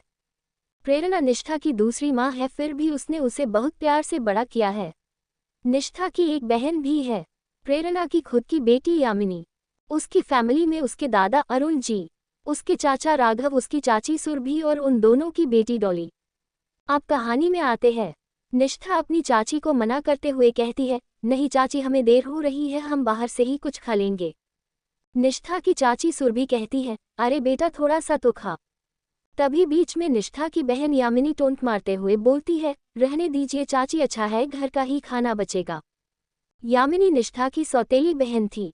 वह निष्ठा को शुरू से ही पसंद नहीं करती थी, उसे लगता था कि उसकी मां निष्ठा को ही प्यार करती थी। निष्ठा बुरा नहीं मानती और बाहर जाते हुए कहती है, आज हमारा पहला ही दिन है और हमें पहले ही दिन लेट नहीं होना है। ये बोल वो घर के बाहर चले जाती है। निष्ठा टैक्सी लेती है और वहां से निकल जाती है। दूसरी ओर माहिर और हर्ष अपने घर से निकलते हैं। माहिर हर्ष को कॉलेज छोड़ता है और वहां से अपने ऑफिस आ जाता है। हर्ष कॉलेज के अंदर जा रहा था, तभी वो देखता है कि कुछ लड़के एक लड़की को छेड़ रहे हैं। वह लड़की के सामने जाकर खड़ा हो जाता है और अपनी गहरी नज़रों से सामने खड़े लड़कों को घूरने लगता है। बाकी लड़के हर्ष को देखकर घबरा जाते हैं। उन्हें अच्छे से पता था कि हर्ष क्या कर सकता है। हर्ष उन सभी लड़कों को घूरते हुए कहता है, आज के बाद किसी लड़की को छेड़ते हुए दिखे तो यहाँ कभी नजर नहीं आ पाओगे। सारे लड़के चुपचाप वहां से निकल जाते हैं। हर्ष उस लड़की की तरफ देखता है। लड़की वहां से जा रही थी और वह उसे देख रहा था। हर्ष खुद से ही कहता है, अजीब लड़की है, एक थैंक्स भी नहीं बोली। भलाई का तो जमाना ही नहीं है। तभी उसका फ्रेंड आदित्य आते हुए कहता है, क्या हुआ, अकेले अकेले किससे बात कर रहा है। हर्ष आगे चलते हुए कहता है, कुछ भी नहीं यार, चल। आदित्य कहता है, कहाँ चले, आज तो एक भी क्लास नहीं है। उद्धरण चिन्ह। हर्ष पलटकर उसे देखता है। आदित्य फिर कहता है, आज मैंने दो लड़कियों को मिलने के लिए बुलाया है। वह ऐसे कह रहा था जैसे उसने कोई जंग जीत ली हो। हर्ष उसे कंफ्यूजन भरा लुक देते हुए कहता है, मतलब। उद्धरण चिन्ह। आदित्य कहता है, और क्या मतलब यार, तुझे लड़की देखने से मतलब। चल अब पार्क में। आदित्य उसे खींचते हुए पार्क में ले जाता है। दोनों एक साथ वहीं बैठ जाते हैं। हर्ष के मन अभी कुछ देर पहले वाली लड़की चल रही थी और वह ना चाहते हुए भी उसे ही याद कर रहा था। उन दोनों का वहां बैठे हुए काफी देर गई थी, लेकिन अभी तक वहां कोई लड़की नहीं आई थी। हर्ष अपने मोबाइल में देखते हुए कहता है, इतना टाइम हो गया, चल यहाँ से। वो लड़की अभी भी तुझे भूल गई होगी, वैसे भी तू कौन सा याद करने वाली चीज है। उद्धरण चिन्ह। इतना बोलकर हर्ष जोर जोर से हंसने लगता है। हर्ष को हंसते हुए देखकर आदित्य मुंह बनाते कहता है, देख यार तू हंसना बंद कर। वो अभी तक क्यों नहीं आए हैं, ऐसे तो गड़बड़ हो जाएगी। हर्ष कहता है, गड़बड़ हो जाएगी मतलब। तभी एक लड़की उन्हीं की तरफ आती हुई दिखाई देती है। लड़की पूरी ब्रांडेड सामानों से लदी हुई थी। उसने चेहरे पर काफी मेकअप भी किया हुआ था। वो लड़की आते हुए कहती है, सॉरी यार मैं थोड़ा लेट हो गई। आदित्य उसे ऊपर से नीचे तक देखते हुए कहता है, थोड़ा लेट हो गई। फलक पे चांद सितारों को नींद आ रही है। दूसरी का टाइम हो गया और तू अब आ रही है। लड़की को कुछ समझ नहीं आता कि वो क्या कह रहा है। वो कंफ्यूज चेहरे के साथ कहती है, अभी रात कहाँ हुई है जो किसी को नींद आएगी। हर्ष आदित्य के कान में जाकर कहता है, अबे तू क्या कह रहा है। आदित्य को तभी दूसरी लड़की आती हुई नजर आती है। वह लड़की आकर सीधे आदित्य के गले लग जाती है। पहली लड़की ये देखकर हैरान हो जाती है। वह लड़की आदित्य को अपनी तरफ खींचते हुए कहती है, कौन है यह आदित्य। तभी पहली लड़की गुस्से से कहती है, तुम कौन हो, और मैं इसकी गर्लफ्रेंड हूँ। दूसरी लड़की लगभग चिल्लाते हुए कहती है, क्या, पर कल ही तो इसने मुझे प्रपोज किया था। उद्धरण चिन्ह। दोनों लड़कियां एक साथ आदित्य को गुस्से से घूरने लगती है। आदित्य जल्दी से उन्हें समझाते हुए कहता है, मेरी बात तो सुन। वो इतना कह पाता है कि वो दोनों लड़की गुस्से में पैर पटकते वहां से चले जाती है। ये सब देखकर हर्ष अपनी हंसी कंट्रोल नहीं कर पाता और जोर जोर से हंसने लगता है। वह आदित्य को चिढ़ाते हुए कहता है। दिल्ली में मिहिर का घर। सुबह के करीब 7 बजने वाले थे। मिहिर की जब नींद खुलती है तो वो अपनी बाहों में सुकून से सो रही सुंदरी को देखता है और उसके होठों पर अपने आप ही मुस्कान छा जाती है। वह आज देर तक सोता रहा। उसे रात में बहुत अच्छी नींद आई थी क्योंकि जिस लड़की की वजह से उसकी चैन नींद सब उड़ चुकी थी वह रात भर उसकी बाहों में सोई थी और वह हर सुबह उसे अपनी बाहों में देखना चाहता था। वह अपनी पतली उंगलियों से उसके चेहरे को प्यार से सहलाता है और वॉशरूम में चला जाता है। थोड़ी देर बाद आहिस्ता से आरोही अपनी आंखें खोलती है और बैठ जाती है। उसे धीरे धीरे सारी बातें याद आने लगती है। उसे बहुत अजीब लग रहा था कि वो कैसे किसी और के घर में रुक सकती है। पिछली रात वह अपने इमोशन में बह गई थी कि उसे कुछ ठीक से याद भी नहीं आ रहा था। वह पूरे रूम में एक सरसरी सी नज़र फेरती है। रूम बहुत बड़ा और लग्जरियस था। वहाँ की लगभग हर चीज़ वाइट कलर की थी और दीवारों का रंग भी वाइट था, जैसे उसकी जिंदगी में रंगों का कोई महत्व न रह गया हो। वहाँ रखी सभी चीज़ों को देखकर ही बताया जा सकता था कि वो कितना महंगा है। आरोही पूरे रूम को देख ही रही थी कि तभी वॉशरूम का दरवाज़ा खुलता है और एक हैंडसम सा लड़का बाहर आता है। मिहिर ने सिर्फ टॉवेल ही लपेटा था। आरोही की नज़र जैसे ही उस पर पड़ती है, एक पल को वो उसे देखते रह जाती है, फिर वह शर्म से हाथों से अपना चेहरा छुपा लेती है। मिहिर उसे ऐसे शर्माता देख हल्का मुस्कुराता है। आरोही जल्दी से कहती है, प्लीज़ आप जल्दी से अपने कपड़े पहन लीजिए। मिहिर उसकी बात मानते हुए कबर्ड से कपड़े निकालकर पहन लेता है। मिहिर आरोही को देखते हुए कहता है, तुम अब मुझे देख सकती हो। आरोही धीरे से अपने चेहरे से हाथ हटाकर सामने देखती है और मिहिर को बस देखते रह जाती है। मिहिर वाइट कलर के शर्ट और ब्लैक ब्लेजर में बहुत चार्मिंग लग रहा था। उसके बॉडी के परफेक्ट फीचर और गुड लुक्स आरोही को उसे देखने के लिए मजबूर कर रहे थे। आरोही उससे अपनी नज़रें नहीं हटा पा रही थी। आरोही धीरे से बुदबुदाती है, ये कितना हैंडसम लग रहा है। आरोही को खुद को ऐसे देखते देख मिहिर मन ही मन खुश होता है। मिहिर उसे ख्वाबों की दुनिया से बाहर लाते हुए कहता है, तुम जाकर शावर ले लो, वहाँ तुम्हारे लिए कपड़े रखे हैं। वह सोफे की तरफ इशारा करते हुए कहता है। आरोही मन में कहती है, इसने मेरे लिए कपड़े भी मंगवा लिए हैं। उसकी नज़र अब भी मिहिर पर जमी हुई थी, जैसे उसकी नज़रें सामने खड़े हैंडसम मैन को बस देखते ही रहना चाहती हो। मिहिर रूम से बाहर जाते अपनी हुए कहता है, तुम जल्दी से तैयार होकर नीचे आ जाओ, फिर साथ में नाश्ता करते हैं। इतना बोल के मिहिर वहाँ से चले जाता है। आरोही मिहिर को जाते हुए देखती है। आरोही भी उठकर वह कपड़े उठाती है और बाथरूम की ओर चले जाती है। मुंबई में निष्ठा स्टार एंटरटेनमेंट आगे खड़ी थी। स्टार एंटरटेनमेंट बहुत बड़ी कंपनी थी। बड़े बड़े एक्टर, एक्ट्रेस, सिंगर, डांसर यहाँ काम करते थे। यहाँ जो भी आता था दुनिया की नज़रों में वह एक चमकता सितारा बन जाता था। निष्ठा एक नज़र उस आकाश को छूते बिल्डिंग को देखती है और फिर अंदर चले जाती है। अंदर जाकर वह रिसेप्शन पर जाकर अपना नाम बताती है। निष्ठा वहाँ पहली बार आ रही थी, लेकिन उसके चेहरे पर नर्वसनेस का नामोनिशान नहीं था। उसने पीच कलर का ड्रेस पहना हुआ था और वह उसने काफ़ी कॉन्फिडेंट नजर आ रही थी। सामने रिसेप्शन पर खड़ी लड़की भी बिना पलके झपकाए निष्ठा को देखे जा रही थी। कुछ मिनट इंतजार करने के बाद एक लड़की आती है। वो निष्ठा को ऊपर से नीचे तक देखती है। उसे देखकर ही वह उससे काफ़ी इम्प्रेस हो गई थी। वह उसे अपने साथ ले जाती है और उसे उसका काम समझाने लगती है। उस लड़की का नाम रिचा था। वो दिखने में थोड़ी हेल्थी थी, पर उसका गोल मटोल चेहरा बहुत प्यारा था। रिचा कहती है, निष्ठा अभी एक फिल्म की शूटिंग चल रही है। उस मूवी के डांस सॉन्ग्स मिस्टर राज लीड कर रहे हैं। तुम उसके साथ काम करोगी। उद्धरण चिन्ह। निष्ठा राज का नाम सुनकर ही खुश हो जाती है। वह एक फेमस कोरियोग्राफर था। स्टार एंटरटेनमेंट बाकी एंटरटेनमेंट कंपनियों से बहुत अलग था। उस कंपनी के अलग ही रूल थे जो उसे बाकी कंपनियों से अलग बनाता था। इसलिए लगभग सभी लोग उस कंपनी में काम करना चाहते थे। आम आदमी उस कंपनी के अंदर कदम भी नहीं रख सकता था। कंपनी इतनी बड़ी थी कि फिल्म के सेट वही रेडी हो जाते थे और शूटिंग के आधे सीन वही शूट हो जाते थे। वहाँ जैसे पूरा का पूरा स्टूडियो बना हुआ था।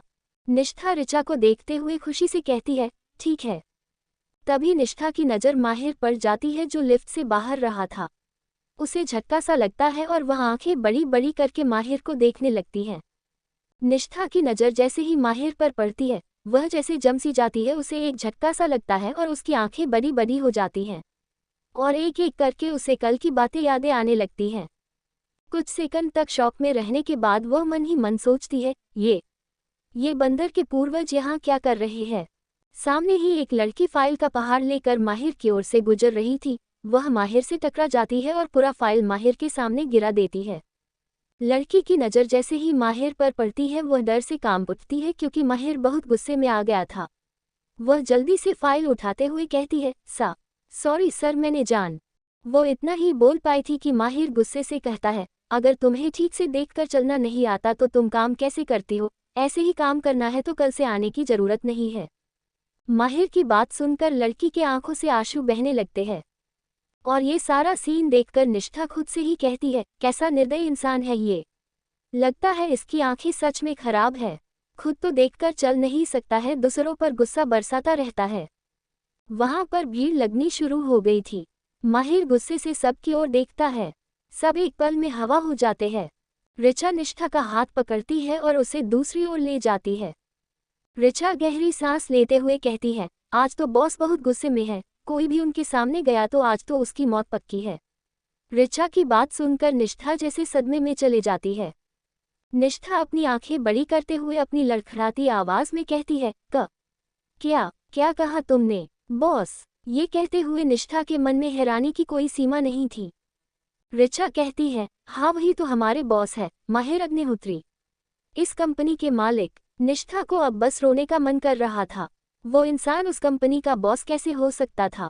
वह मन ही मन सोचती है, वो राक्षस इस कंपनी का बॉस कैसे हो सकता है। शक्ल देखी है उसने अपनी, किसी बंदर से कम नहीं लगाता है। खड़ूस कहीं का। ऋचा निष्ठा को खोए हुए देखकर कहती है, तुम टेंशन मत लो, बॉस तो कभी कभी ही यहाँ आते हैं। उनके और भी कंपनी है, वो वहाँ भी जाते हैं। उद्धरण चिन्ह। निष्ठा ये सुनकर चैन की सांस ले ही रही थी कि उसे सामने से माहिर आते हुए दिखाई दिया। अब तो जैसे उसकी हवाया उड़ रही थी। निष्ठा ऋचा से जल्दी कहती है, तुम हमें डांस एरिया दिखाने वाली थी न। ऋचा आगे चलते हुए कहती, हाँ ठीक है चलो। निष्ठा जल्दी जल्दी ऋचा के पीछे जाने लगती है। वह मन ही मन माहिर को मारे हुए थप्पड़ के बारे में सोचती है। उसे अब अपना बनता हुआ करियर बिगड़ता हुआ नजर आ रहा था। वो खुद से ही कहती है, देखो निष्ठा तुम भूल कर भी उस बंदर के सामने कभी नहीं जाओगी, नहीं तो यहाँ आने से पहले ही आउट हो जाओगी। वो गुस्सा तो ऐसे करते हैं जैसे कहीं के राजा हो। ओफो ये क्या हो गया है हमारे साथ। निष्ठा खुद में ही बड़बड़ाए जा रही थी। ऋचा उसे पूरा डांस एरिया दिखाने लगती है। निष्ठा बड़े गौर से सब देख रही थी। वहाँ अलग अलग बहुत बड़े बड़े हॉल थे, कई लोग डांस भी कर रहे थे। उन्हें देखकर निष्ठा मुस्कुराने लगती है। बीच बीच में केबिन बने हुए थे जहाँ लोग काम भी कर रहे थे। निष्ठा को इतनी बड़ी बड़ी जगह देखकर ऐसा लग रहा था कि वो रास्ता ही भूल जाएगी। ऋचा उसे हर जगह के बारे में बता रही थी। पूरा 1 घंटा घूमने के बाद ऋचा कहती है, आज तुमने लगभग डांस एरिया घूम लिया है, तुम चाहो हो तो मैं कल बाकी जगह भी घुमा दूँ। उद्धरण चिन्ह। निष्ठा कहती है, नहीं मेरा तो वैसे भी यही के काम है, बाकी जगह मैं बाद में घूम लूंगी, तुम हमें काम के बारे में बता दो। ऋचा कहती है, अच्छा चलो ठीक है। उद्धरण चिन्ह। ऋचा उसे उसके काम के बारे में बताने लगती है और वो उसके साथ काम करने वाले लोगों से मिलाती है। दिल्ली में मिहिर का घर। आरोही रेडी हो जाती है, उसे सामने ही अपना बैग और मोबाइल रखा हुआ दिखता है। वह अपना बैग और मोबाइल उठाती है और रूम के बाहर आ जाती है।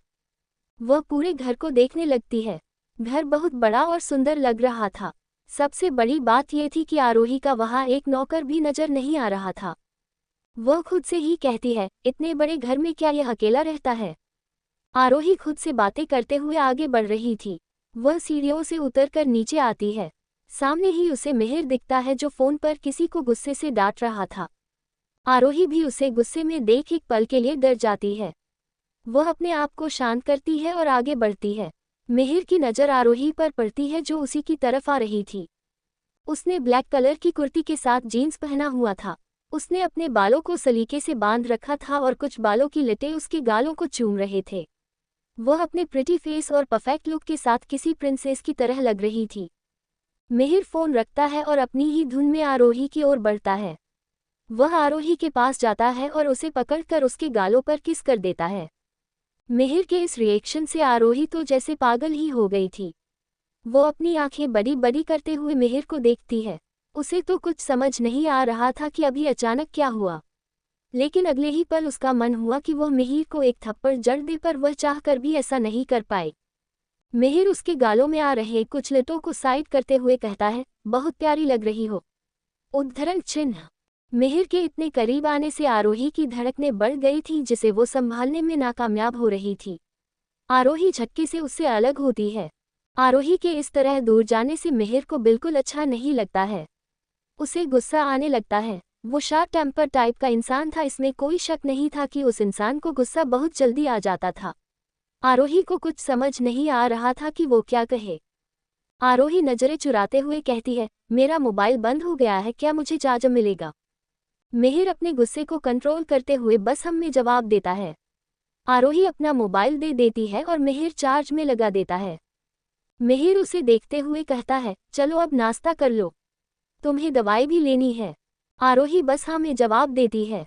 मिहिर कभी किसी से ज्यादा बात नहीं करता था, वो पहली बार आरोही से इतना सब कह रहा था। दोनों बैठकर नाश्ता करने लगते हैं। मिहिर आरोही को गौर से देख रहा था, जो अभी भी परेशान लग रही थी। आरोही को अब भी पैसों की जरूरत थी और उसके मन में ये चल रहा था कि क्या उसे अमन से पैसे मांगने चाहिए। आरोही को अब वह शांति खटक रही थी। वह चारों ओर देखकर कहती है, आप यहाँ अकेले रहते हैं? मिहिर एक नज़र उसे देखता है और कहता है, हाँ मैं अकेला रहता हूँ, कुछ नौकर काम करते हैं, वो घर के दूसरी ओर रहते हैं। उद्धरण चिन्ह। आरोही बस हम में जवाब देती है। दोनों साथ में नाश्ता करते हैं। आरोही मिहिर को देखती है, जो कितनी सफाई से अपना नाश्ता कर रहा था। उसकी हर मूवमेंट लोगों को अपनी तरफ अट्रैक्ट करने के लिए काफ़ी थी। वो किसी राजा की तरह लग रहा था, जो उस दुनिया में राज करने आया हो। नाश्ते के बाद मिहिर आरोही को दवाई देता है। आरोही तो अभी तक समझ नहीं पा रही थी कि ये इंसान उसके लिए इतना सब क्यों कर रहा है, जबकि वह दोनों एक दूसरे को जानते तक नहीं थे। आरोही इस बात से बिल्कुल अनजान थी कि जो इंसान उसके सामने खड़ा था वही उसका फ्यूचर था। मिहिर आरोही को दवाई का पैकेट देते हुए कहता है, इसमें मेडिसिन है, तुम टाइम पर ले लेना। कैसे खाना है इसमें लिखा हुआ है। आरोही उसके हाथ से पैकेट लेते हुए कहती है, थैंक्स। आरोही दवाई का पैकेट अपने हैंडबैग में रख लेती है। मिहिर आरोही को उसका मोबाइल देता है, फिर दोनों साथ में घर के बाहर आ जाते हैं। आरोही अपने चेहरे पर झूठी मुस्कान लाते हुए कहती है, मैं चले जाऊंगी, आप परेशान मत होइए। आपने मेरे लिए जो कुछ भी किया उसके लिए थैंक्स। मिहिर उस छोटी और मासूम सी खरगोश जैसे लड़की को देखते हुए कहता है, तुम्हारी तबीयत ठीक नहीं है, मैं तुम्हें अकेला नहीं छोड़ सकता। उद्धरण चिन्ह। आरोही नासमझी में उसकी ओर देख रही थी। आरोही कहती है, लेकिन मैं। आरोही इतना ही बोल पाई थी कि मिहिर बोलता है, कार में बैठो। इतना बोलकर वह कार का डोर खोल देता है। आरोही कुछ भी नहीं बोलती और कार में बैठ जाती है। उसे खुद समझ नहीं आ रहा था वो इस इंसान की हर बात किसी बच्चे की तरह क्यों मान रही है। मिहिर की गहरी आंखें ही ऐसी थी कि कोई भी उन नजरों को देखकर उसे मना नहीं कर सकता था। आरोही मिहिर को देखते हुए कहती है, मुझे समदा हॉस्पिटल जाना है। मिहिर बस हम में जवाब दे देता है। मिहिर आगे और कुछ नहीं पूछता, उसे पता था आरव के बारे में बात करने से वह और परेशान हो जाएगी। दोनों तेजी से हॉस्पिटल के लिए निकल जाते हैं। आरोही अपना मोबाइल ऑन करती है। तनुजा के इतने सारे मिस कॉल देखकर वह और परेशान हो जाती है। वह जल्दी से तनुजा के पास कॉल करती है। तनुजा फोन नहीं उठाती है। आरोही खुद में ही लाचार महसूस कर रही थी कि उसके भाई का एक्सीडेंट हो गया है और वह अभी तक कुछ नहीं कर पाई है। कुछ देर में वो दोनों हॉस्पिटल पहुंच जाते हैं। आरोही जल्दी से कार से उतरकर हॉस्पिटल के अंदर जाती है और मिहिर गाड़ी पार्किंग एरिया में ले जाता है। आरोही अंदर जा ही रही थी कि तनुजा भी बाहर आ रही थी। तनुजा आरोही को देखकर जल्दी से उसके पास जाती है। तनुजा मुस्कुराते हुए कहती है, दीदी आप आ गई, कहाँ थी आप, मैंने आपको कितनी बार कॉल किया। आरोही तनुजा को इतना खुश देखकर कुछ समझ नहीं पा रही थी। वो यही सोचकर बहुत परेशान थी कि वो आरव का ट्रीटमेंट कैसे करवाएगी। आरोही अपनी परेशानी छिपाते हुए कहती है, वो मेरा मोबाइल बंद हो गया था। उद्धरण चिन्ह। तनुजा मुस्कुराकर कहती है, कोई बात नहीं दीदी। वो। आरोही जल्दी से पूछती है, आरव कैसा है? उसके शब्दों में डर और चिंता साफ महसूस किया जा सकता था, जिसे वह सबसे खुद से ही छिपाने की नाकाम कोशिश कर रही थी। तनुजा कहती है, आरव बिल्कुल ठीक है और उसकी सर्जरी भी सक्सेसफुल रही। आप जल्दी से चलिए, उसे देख लीजिए। तनुजा आरोही को खींचते हुए आरव के पास ले जाने लगती है। आरोही को तो कुछ समझ नहीं आ रहा था कि आखिर हो क्या रहा है। आरव की सर्जरी हो गई, पर कैसे? पर आरव की बिल्कुल ठीक है, ये सुनकर उसे बहुत राहत मिल रही थी। तनुजा उसे लिफ्ट के अंदर ले जाती है। आरोही तनुजा को कंफ्यूजन से देखते हुए कहती है, आरव की सर्जरी हो गई। उसे अब भी कुछ भी समझ नहीं आ रहा था। तनुजा उसे देखते हुए कहती, हाँ दीदी, मैं बहुत खुश हूँ कि आरव अब बिल्कुल ठीक है। वह कुछ दिन में बिल्कुल पहले जैसा हो जाएगा। उद्धरण चिन्ह। तभी लिफ्ट खुलता है और दोनों बाहर आते हैं। तनुजा आरोही को वीआईपी वार्ड में ले जाने लगती है। आरोही अपनी जगह पर रुकते हुए कहती है, तनुजा हम कहाँ जा रहे हैं, ये तो वीआईपी वार्ड है। उद्धरण चिन्ह। तनुजा आरोही को खींचते हुए कहती है, दीदी आरव यहीं पर है, आप चलिए तो सही। वह एक रूम का दरवाजा खोलती है और दोनों अंदर जाते हैं। आरव आंख बंद करके बेड पर लेटा हुआ था। उसके सर पर पट्टी बंधी हुई थी और कमजोरी की वजह से उसका चेहरा पीला पड़ गया था। उसके बेड के साइड में रखे टेबल पर उसकी बुआ रमा बैठी हुई थी। आरोही उन दोनों को देखकर हल्का सा मुस्कुराती है। उसके दिल को अब जाकर सुकून मिल रहा था। आरोही एक नज़र पूरे रूम पर डालती है। रूम 5 स्टार होटल से कम नहीं लग रहा था। रमा जी आरोही के पास जाती है और उसे गले से लगा लेती है और उससे अलग होकर कहती है, बेटा तू आ गई, देख आरव बिल्कुल ठीक हो गया है।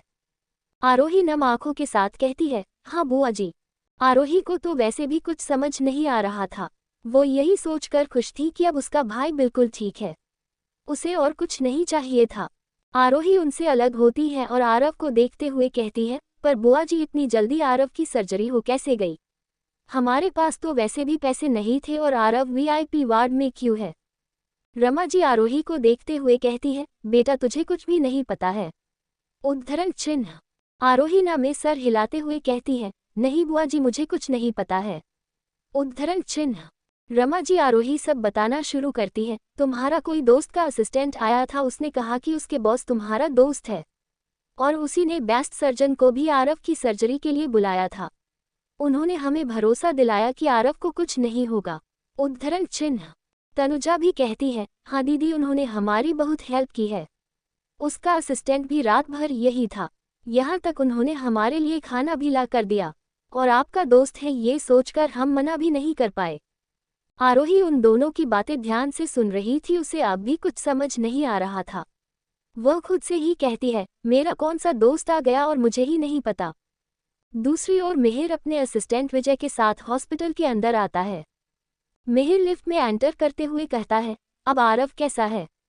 विजय उसके पीछे पीछे चलते हुए कहता है, बॉस आरव अब खतरे से बाहर है। वह कुछ टाइम में बिल्कुल पहले जैसे हो जाएगा, लेकिन डॉक्टर का कहना है कि उसे अभी हॉस्पिटल में ही रहना पड़ेगा। उसकी बात सुनकर मिहिर बस हम में जवाब देता है। थोड़ी ही देर में दोनों आरव के रूम के अंदर जाते हैं। सबकी नज़र दरवाजे के खुलने पर जाती है। मिहिर अंदर आता है और उसके पीछे विजय। जैसे ही मिहिर अंदर आता है वो वहां खड़े सभी लोगों ध्यान अपने ओर खींच लेता है। तभी तनुजा विजय की ओर इशारा करते हुए कहती है, यही तो है जिन्होंने हमारी हेल्प की। उद्धरण चिन्ह। मिहिर अपनी तीखी नज़रों से विजय की ओर देखता है। विजय को एहसास होता है कि कुछ गलत हो गया। वह जल्दी से कहता है, ये मेरे बॉस है, इन्होंने ही कहा था आपकी हेल्प करने को। आरोही मिहिर को एकटक देखने लगती है और सोचती है, मैंने तो सिर्फ इतना बताया था कि मेरे भाई का एक्सीडेंट हुआ है, इसे पूरी इन्फॉर्मेशन कहाँ से मिली? उद्धरण चिन्ह। रमा जी मिहिर को देखते हुए कहती है, आपका बहुत बहुत धन्यवाद बेटा, आपने हमारी इतनी मदद की, नहीं तो पता नहीं क्या हो जाता। मिहिर अपनी शांत आवाज में कहता है, इसकी कोई जरूरत नहीं है आंटी, आखिर आरोही मेरी दोस्त है। आरोही खुद में ही बड़बड़ाती है, हाँ आखिर यहाँ हो क्या रहा है और ये मेरा दोस्त कब से बन गया? मैं इससे कल ही तो मिली हूँ। रमा जी आरोही को देखती है और कहती है, आरोही बेटा तुम हमें अपने दोस्त से मिलवाओगी नहीं?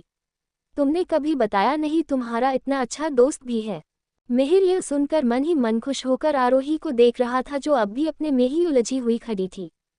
आरोही अटकते हुए कहती है, हाँ हाँ हाँ बुआ जी ये अभी अभी मेरे दोस्त बने हैं। रमा अपनी नज़रें मिहिर पर जमाने हुए कहती है, वैसे इनका नाम क्या है? तुम हमें भी तो मिलवाओ। ये सुनकर आरोही खुद से ही कहती है, नाम? मुझे इनका नाम कैसे पता होगा? मैंने तो इनका नाम पूछा ही नहीं। ओहो, आरोही पूरी रात उसी के घर थी और नाम भी नहीं पूछा। क्या होगा तेरा? मिहिर आरोही की ओर देखकर कहता है, आंटी मेरा नाम मिहिर ओबरॉय है। मिहिर के कहे हुए शब्दों के बाद जैसे वहां खामोशी छा जाती है। सब टकटकी लगाकर मिहिर को देखने लगते हैं। तनुजा शौक से बाहर आते हुए कहती है, क्या क्या कहा आपने? मिहिर ओबरॉय? आप मिहिर ओबरॉय हैं? तनुजा आरोही की ओर देखते हुए कहती है, दीदी आपने बताया नहीं कि मशहूर बिजनेसमैन मिहिर ओबरॉय आपके फ्रेंड है। आरोही तो ये सुनकर खुद सदमे में थी, वो बेचारी क्या ही कहती। उसके फेस एक्सप्रेशन इतने बार बदल चुके थे कि मिहिर को उसे देखकर हंसी आ रही थी। रमा हैरानी से कहती है, आरोही बेटा तूने कभी बताया नहीं। आरोही हकलाते हुए कहती है, हाँ बुआ जी, ये बस अभी ही मेरे दोस्त बने हैं और मुझे कभी बताने का भी मौका नहीं मिला।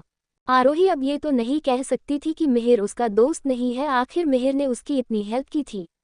वो ना चाहते हुए भी सबके सामने मिहिर की इनडायरेक्टली फ्रेंड रिक्वेस्ट एक्सेप्ट कर रही थी। तभी मिहिर कहता है, जी आंटी जी, आरोही तो अपनी प्रॉब्लम कभी बताती नहीं है।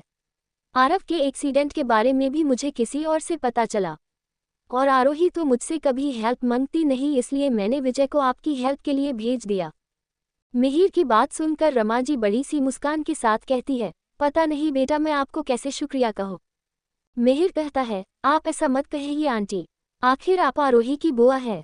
मिहिर एक नज़र आरोही पर डालता है जो अब भी किसी मूर्ति की तरह जमी खड़ी थी। वह उसे देखते हुए कहता है, ठीक है आंटी, मैं चलता हूँ, मुझे ऑफिस जाना है।